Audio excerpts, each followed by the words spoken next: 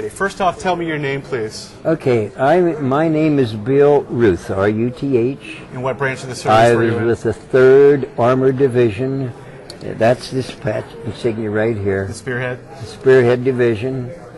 And we were in Europe. We went through 5 major campaigns: Normandy, northern France, the Ardennes, the Siegfried Line, Germany, and the Battle of the Bulge. Now, you said you kept a journal for the war, and you read to me a bit, which I'd like you to read back to me. Yes, I kept a journal because I was a radio operator and I had the necessary tools.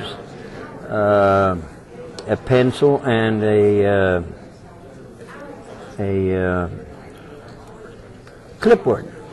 And we didn't have ballpoint pens then. That's really emphasized pencil.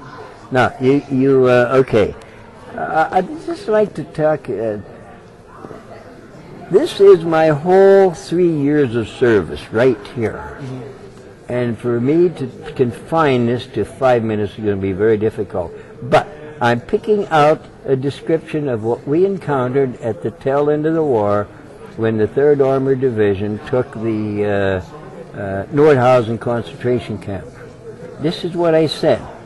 After a bitter battle with these fanatic Germans, Nordhausen has fallen, and what we encountered is sickening, atrocious, and mind-boggling. We went through the Nordhausen concentration camp, and what we saw is hard to describe. Countless political prisoners were lying there, either dead or dying, bodies heaped on piles with barely enough flesh to hold the skeleton together. As one gazed on this heap of bodies, you could see an occasional movement. What looked like hundreds of dead bodies on a pile, you would see a hand move, or a leg, or a muted groan. These poor souls were literally starved to death and left to die on this pile.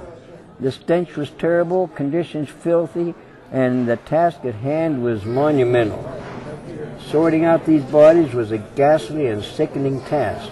I had no appetite for about 3 days. When we were told that the townspeople there, that there were about 2,000 people in this concentration camp. Now, to back this up... Now, you didn't take these photos, right? Pardon? These are the photos. I did not take these. We were not allowed to take them, but our divisional command took them and then disseminated these. Would it be best if I hold this?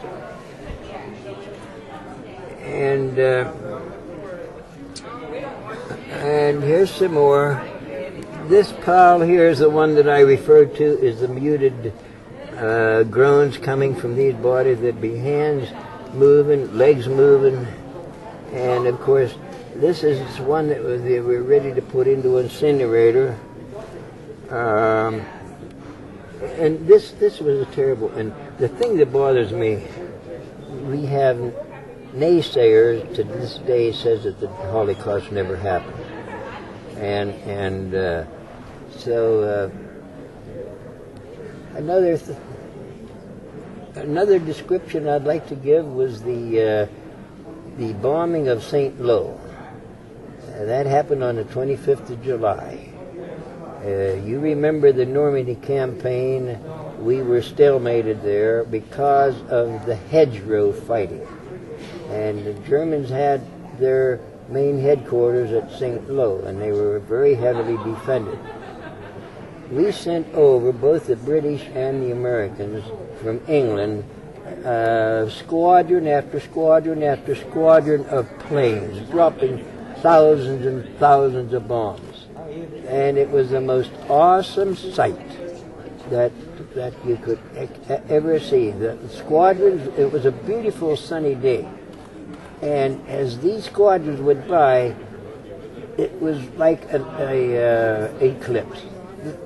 The sun would go down because they were hiding the sun. And it was one of the major movements that caused the war to start going down.